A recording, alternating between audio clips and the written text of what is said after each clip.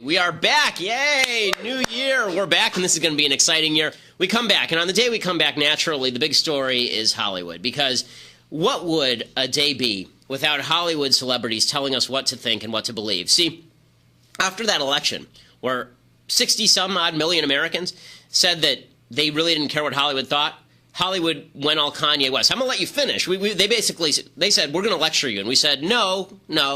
And they said, I'm going to let you finish, but here's our lecture. And then they proceeded to lecture us. So we had just celebrity after celebrity at the DNC and celebrity ad after celebrity ad during the election cycle. And now we've had celebrity ads directed at electors, and we've had celebrity ads directed at the press, and we've had celebrity ads directed at everything but the child molesters in Hollywood. But they are still not tired of lecturing us because obviously if they have a forum, then they must lecture. Well, last night was the Golden Globes. First thing to point out about the Golden Globes. Everyone always says the day after the Golden Globes or the Oscars, God, that show was awful. I've been alive for 32 years, 33 next week, or I've been at least out of the womb for that amount of time. And in that amount of time that I have been sentient, I will say that I have never gone to the office the day after one of these big Hollywood events, and people go, wow, the Oscars was great last night, wasn't it? No one has ever said that. So last night's Golden Globes was indeed atrocious, but they're all atrocious because it's a bunch of Hollywood celebrities celebrating each other and telling each other how wonderful they are, and then we're all annoyed because we think that they're not that wonderful, but we go and pay money to see them anyway, and then we watch them on TV congratulating each other, and then we're like, God, those elitists, and then we turn on our TV to watch the elitists congratulate each other. Okay, so it's a little hypocritical, the whole exercise, but I do think that conservatives have a reason to be annoyed when these events are infused with politics, and there are two reasons for that. One is Hollywood is supposed to be our face to the rest of the world. And it was during the 30s, 40s, 50s. It was sort of the American face to the rest of the world. What we presented to the rest of the world as America came out of Hollywood. And still globally, what people think what America is, they think of product from Hollywood because most foreigners have not been to the United States. And so if they think of country America, they tend to think of some movie that was made about country America or a TV show about country America. If they see something about Texas, they're more likely to know Texas from a movie like Hell or High Water than they are from having visited Texas. So we all have sort of a stake in the image that Hollywood projects of what America is. And when Hollywood skews solely to one side, I think we have a right to be a little angry. And Hollywood is very insular. Hollywood is not just insular. Hollywood does discriminate against conservatives to prevent that alternative viewpoint from coming out. I wrote a book about this called Primetime Propaganda, and I went basically undercover and talked to a bunch of top Hollywood producers, and they admitted openly to me on tape that, yes, they discriminate against conservatives, and yes, they bias their programming to the left. They thought I was a member of the left because my last name's Shapiro and I was wearing a Harvard Law baseball cap. So they figured Harvard Law grad with the Jewish last name, got to be a lib. And obviously I wasn't. But yes, there's discrimination in Hollywood, and that is a reason for conservatives to be upset. That's reason number one. Reason number two is that there used to be in the United States this idea that, yeah, there was politics, and yeah, there was entertainment, but entertainment was, for lack of a better term, to use the leftist term, entertainment was sort of a safe space. And when you went to the office the day after the World Series, you could talk about the World Series without talking politics. When you watched the football game, you could have over your friends on the other side of the political aisle, and you could have fun talking about sports without having to worry about politics. When you went and you saw a movie, when you watched a season of Game of Thrones, you could watch a season of Game of Thrones and not have to be bothered with whether a head that was on a pike in season 1 was actually a leftover head of George W. Bush because the producers didn't like George W. Bush. By the way, that actually happened in season 1 of Game of Thrones, a show that I really enjoy. So it's when Americans feel like their common spaces are being ripped away from them, when I feel like I can't have a conversation with someone on the left about Game of Thrones because they're going to start lecturing me about Trump, I watch entertainment to get away from that. I do it for a living, right? There's a reason I don't even watch House of Cards. I don't like watching political TV shows because I think that I do politics as a day job. When I watch a TV show, I want to be lost in the escapism of it. If there's a message, I want it to be subtle. Let me tease it out myself. I don't need to be hit over the head with the unsubtle political musings of a bunch of 105 IQ actors. It's not something I'm into. So people have a reason to be upset when they turn on the Golden Globes and you're watching because your wife wants to see all the pretty dresses or because you want to see whether that TV show you liked is going to get any awards. It's very annoying to be slapped in the face with, by the way, you're a bad person. We're going to sit here and tell you you're a bad... As we consume your product, you're going to tell me I'm a bad person? We're the ones who watch your shows. We're the ones who put the $20 million in your pocket. Okay, so virtually every presenter last night felt the need to mouth off about Donald Trump. This happened over and over, and just to give you an idea, Jimmy Fallon led off by targeting Donald Trump. This is clip 6. This is the Golden Globes, one of the few places left where America still honors the popular vote. But Game of Thrones is nominated tonight. How great is that? The show has so many plot twists and shocking moments. A lot of people have wondered what it would have been like if King Joffrey had lived. Well, in 12 days, we're going to find out. And you might remember Manchester by the Sea for being the only thing from 2016 that was more depressing than 2016. The film Florence Foster Jenkins is nominated.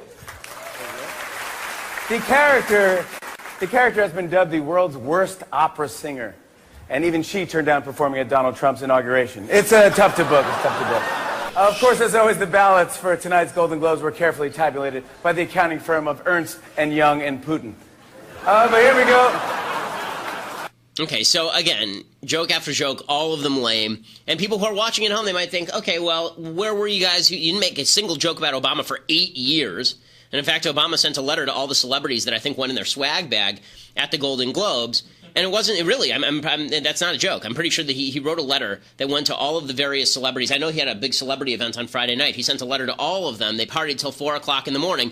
That was the first time that anybody at the White House had been awake to take a 3 a.m. phone call, is when they were partying with the celebrities. Not with Benghazi, but with the celebrities.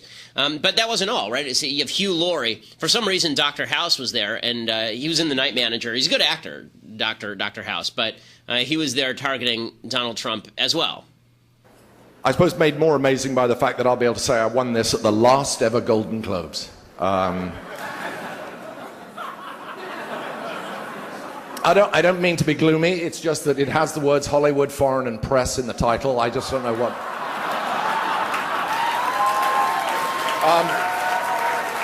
I also think that to some Republicans even the word association is slightly sketchy. Okay, first of all, folks on the left should not rip on freedom of association, since it's folks on the left who want to use government to cram down their rules on religious communities. But all of this was just prelude to Meryl Streep. So Meryl Streep is the great goddess of Hollywood. Everyone worships at the altar of Meryl Streep. I've never been a particularly big Meryl Streep fan. I think early in her career she was really good. And then later in her career she's gotten very mannered, and you can see the gears turning all the time. And you're always kind of watching her going, wow, she's really good at crying. Right? You never get to the point where you're like, wow, I really feel emotionally affected by her tears. It's always like, wow, she was great when she cried, wasn't she? That was really awesome. In any case, not a critique of Meryl Streep's acting skills as much as a critique of what she said. So last night, she does this speech, and her entire speech, it's a Lifetime Achievement Award, and it took a lifetime for her to give the speech, which she goes up there with cue cards, and she rips on Donald Trump for basically about 3.5 minutes, 4 minutes, and we will go through it because I think it is important to note why Americans are angry at this. Now, let me say, she has every right to do this. She has every right to do this. It's a free country. I don't think that anybody should be super duper crazy upset about the fact that an actress in lefty Hollywood gave a lefty Hollywood address to a bunch of other Hollywood lefties. I think it's absurd that the left went, what an act of heroism. What heroism? It's always amazing. For the left, heroism amounts to saying stuff they agree with. Right? Normally, heroism is bravery in the face of adversity. That's a pretty good general definition. In order for that to happen, there needs to be some adversity. There's not a lot of adversity in a Hollywood crowd of people, precisely two of whom in that entire crowd voted for Trump. It's like Vince Vaughn and Mel Gibson, right? That's the entire crowd. But she obviously is the bravest woman who ever lived because she said something in front of a bunch of other Hollywood celebrities while wearing a $12,000 gown and having her hair done and making lots of money to be in movies like Florence Foster Jenkins, which no one have ever seen. Okay, so we'll play a little bit of Meryl Streep's speech and then we'll break for a second. So here is Meryl Streep last night at the Golden Globes going off. Thank you, Hollywood Foreign Press. Just to pick up on what Hugh Laurie said, you and all of us in this room really belong to the most vilified segments in American society right now. Think about it. Hollywood, foreigners, and the press.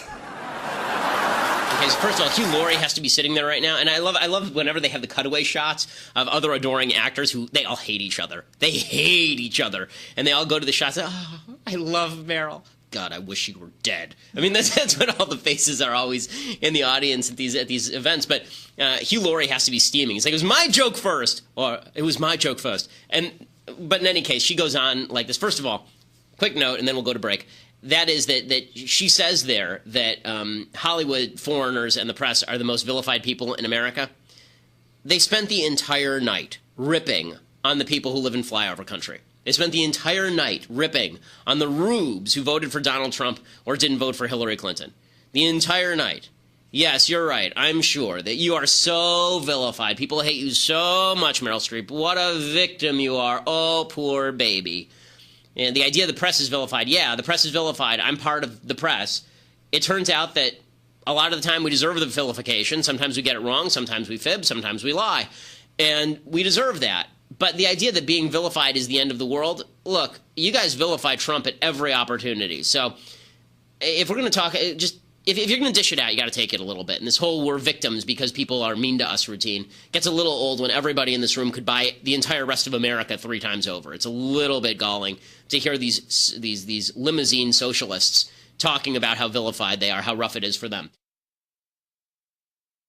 Alrighty, so to continue with Meryl McStreep. So Meryl Streep continues along these lines, and she feels the need to talk about how Donald Trump is just the worst thing that ever was and just drone on about it. Here she is. But who are we? And you know, what is Hollywood anyway? It's just a bunch of people from other places. I was born and raised and educated in the public schools of New Jersey. Viola was born in a sharecropper's cabin in South Carolina. Came up in Central Falls, Rhode Island. Sarah Paulson was born in Florida, raised by a single mom in Brooklyn. Sarah Jessica Parker was one of 7 or 8 kids from Ohio. Amy Adams was born in Vicenza, Veneto, Italy. And Natalie Portman was born in Jerusalem. Where are their birth certificates? What? Wait. Are they running for president? I missed that part. Also, notice for a second, pause it. And the beautiful Ruth Negga was born. Pause for 1 second. I love when Meryl Streep says that Natalie Portman was born in Jerusalem. She doesn't say she was born in Jerusalem, Israel, right? Because she's a lefty, so she can never say she was born in Jerusalem, Israel. But again, I don't understand what makes you a foreigner about being born in New Jersey or Brooklyn or in a sharecropper's house in the South. That means you were born here. But continue on, tottering old lady. Born in Addis Ababa, Ethiopia. Raised in London. Oh, we're going to get the in Ireland, I do believe. And she's she's here nominated for playing a small-town girl from Virginia. Ryan Gosling, like all the nicest people, is Canadian. And Dev Patel was born in Kenya, raised in London, is here for playing an Indian raised in Tasmania. This speech so took 3 Hollywood years. is She went crawling through every with single outsiders person in the and room. foreigners. And if we kick them all out, you'll have nothing to watch but football and mixed martial arts, which are not the arts. Yeah, we hate football. Woo! Mixed martial arts, suckers.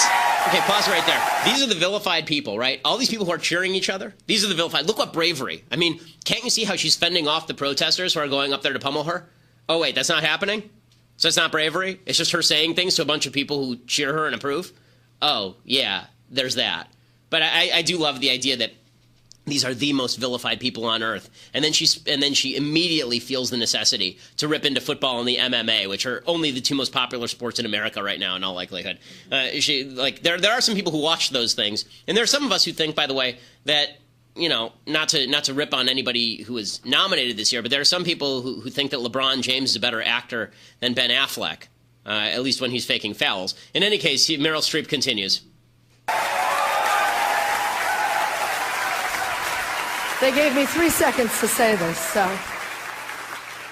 An actor's only job is to enter the lives of people who are different from us and let you feel what that feels like. And there were many, many, many powerful performances this year that did exactly that. Breathtaking, compassionate work. But there was one performance this year that stunned me. It sank its hooks in my heart. Not because it was good. There was nothing good about it. But it was effective and it did its job. It made its intended audience laugh and show their teeth. It was that moment when the person asking to sit in the most respected seat in our country imitated a disabled reporter, someone he outranked in privilege, power, and the capacity to fight back. It kind of broke my heart when I saw it, and I still can't get it out of my head because it wasn't in a movie. It was real life. And this instinct to humiliate, when it's modeled by someone in the public platform, by someone powerful, it filters down into everybody's life because it kind of gives permission for other people to do the same thing. Disrespect invites disrespect. Violence incites violence. When the powerful use their position to bully others, we all lose. Okay, we can stop it there. So in any case, she goes on like this. She goes on like this. I want to point out that she does say right there that the job of the actor is to act, and then she gets up and lectures us on morality, which is really kind of a little bit beyond her borders. But she has every right to do that, and I don't think that she's wrong when she rips Trump saying this stuff about disabled reporters. I will say she's a bit of a hypocrite. This is a lady who has obviously had no problem with people like Roman Polanski. Here is video. Do we have the picture of Streep applauding Polanski from 2003? Here is Roman Polanski winning an Oscar in 2003, the not alleged convicted rapist of a 14-year-old girl, 13-year-old girl, and here is Meryl Streep. You'll see her in the audience. And the Oscar goes to Roman Polanski for The Pianist.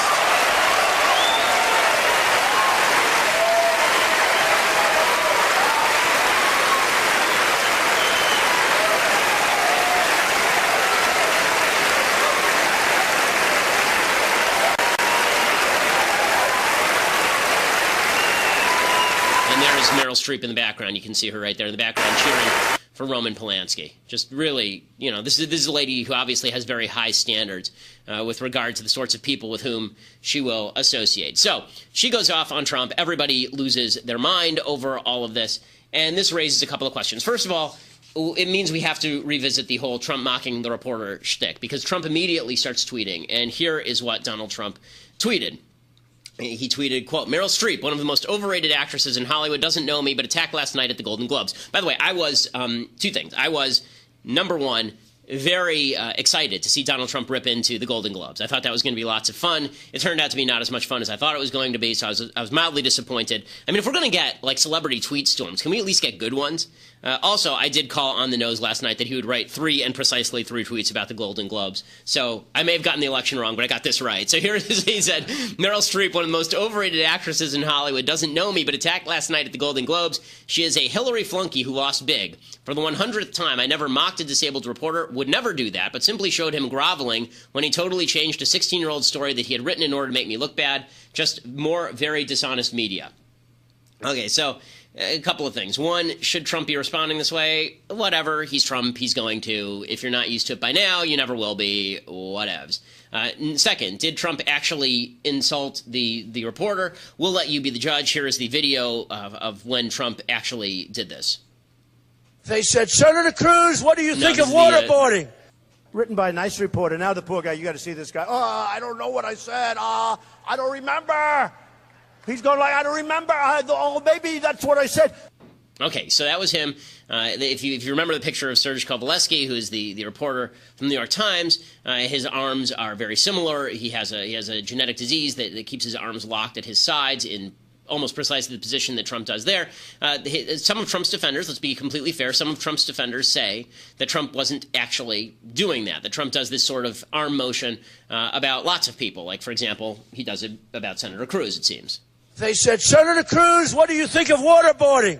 I don't want to talk about it. He didn't want to talk about waterboarding because too controversial. And I'm saying to myself, they're chopping off heads. So you saw the motion there, pretty similar. I think there's a case to be made that on second viewing, there's a case to be made that he was mocking the reporter, but not for his disability. I think there's a strong case to be made that he was mocking the reporter for his disability. This lasts for approximately 1 second. He keeps going on the Kovaleski thing for several seconds. In any case, is this old news? Yeah, it's old news. This happened all the way back in, September of 2015. So this is a little bit old news, but the left is still going on and on about it, and they're losing people. This is the thing. They're really stupid because the more they lecture Americans about how morally wrong it was to vote for Trump, how terrible Trump is as a human being, the more they're losing people. It's as though they didn't learn the lessons that Republicans learned from Bill Clinton. Right? Bill Clinton was a legitimately terrible human being, but because he was a lovable rogue, everybody sort of ignored the fact that he was a molester. And with Trump does stupid, bad things like this, if you think that what he did was actually mocking the reporter. And, you know, I tend to think that it probably was. And when he says I would never do something like that, I just think, well, he did mock John McCain, right, who's an actual POW. But it doesn't even matter. The bottom line is that for the left, I mean, it matters morally, but it doesn't matter with regard to this argument. For the left, the more they attack Trump this way, the less they're helping themselves, the more it actually hurts them. And it's really not particularly smart. Now, that doesn't mean that the trollery from the Trump camp isn't over the top. So the trollery from the Trump camp is really over the top. Kellyanne Conway is out there defending Trump, and she gave a couple of talking points that really are not particularly good. Here is hers. Here's a talking point attacking Meryl Streep. I'm concerned that somebody with a platform like Meryl Streep is also, I think, inciting people's worst instincts when she won't get up there and say, I didn't like it, but let's try to support him and see where we can find some common ground with him, which he actually has done from moment one. She is such a troll. I mean, she's good at what she does, but man, is she a troll. Meryl Streep is inciting people's worst instincts for saying things that you know, pretty much all of the lefties are saying right now. Trump's a bad guy, and we don't like him, and want to hold him accountable, and all this kind of stuff. Like, that's inciting people's worst instincts. I mean, not to rehash the campaign, but let's just be a little intellectually honest here. And then she also goes after Streep for not shouting out the disabled kid in Chicago who is beaten up. Here is Kellyanne Conway talking about that. All right, Kellyanne, what's your reaction? Well, my initial reaction is I'm glad that Meryl Streep has such a passion for the disabled, because I didn't hear her weigh in, and I didn't hear her even use her platform last night, Ainsley, to give a shout out to the mentally challenged boy who last week was tortured live on Facebook for half an hour by 4 young African-American adults who were screaming racial and anti-Trump expletives and forcing him to put his head in toilet water. Okay, so we can stop it there. Okay, so should Meryl Streep say something about that? Sure, everyone should say something about that. It was disgusting, it was evil, it was racism, it was a hate crime, even though many on the left tried to proclaim that it was just stupid people doing stupid things. When a white kid is racist, it's racism. When a black kid is racist, the left declares it stupidity. Okay, all of that is true, but the sort of whataboutism that Kellyanne Conway routinely engages in makes politics dumber. And the left does it too. Okay, every time Trump gets called out, she goes, yeah, but what about? So if indeed she's accepting that Meryl Streep is defending the disabled reporter, then why didn't Meryl Streep also defend this disabled person? Well, she can choose to defend what she wants. That doesn't change the thrust of what she's saying. Again, I'm just trying to be intellectually honest here. This is not to justify Meryl Streep's asinine remarks last night while apparently being attacked by a mirror. But it is to point out that these sorts of defenses are extraordinarily weak.